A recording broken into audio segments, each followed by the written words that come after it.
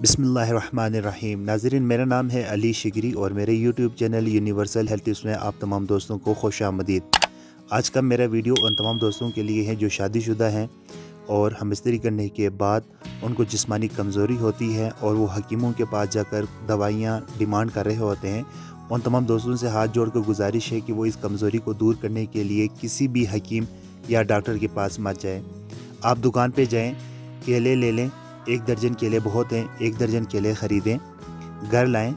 2 अदद केले आपने इसको छोटे छोटे स्लाइसिस में काट के मिल्क शेक बनाने वाली मशीन के अंदर आपने इसको डाल देना है और इसके बाद आपने डालने हैं 2 से 3 अदद खजूर। इसकी गुठलियाँ निकाल के आप इसको केलों के साथ डाल दें और ऊपर से इसके अंदर आपने डालना है 1 गिलास दूध। इसके बाद इसको आपने मशीन को चला लेनी है और इसको करना है, आपने बनानी है शेक। और जब ये शेक बन जाएगी तो 1 गिलास शेक जो है वो हम बिस्तरी के बाद जो है वो आपने इसको इस्तेमाल करनी है।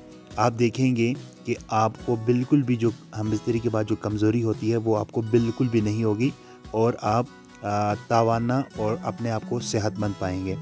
तो आपको हकीमों के पास जाने की ज़रूरत नहीं है। बहुत ही नायाब और बेहतरीन नुस्खा है, इसको आप अपना कर देख लें।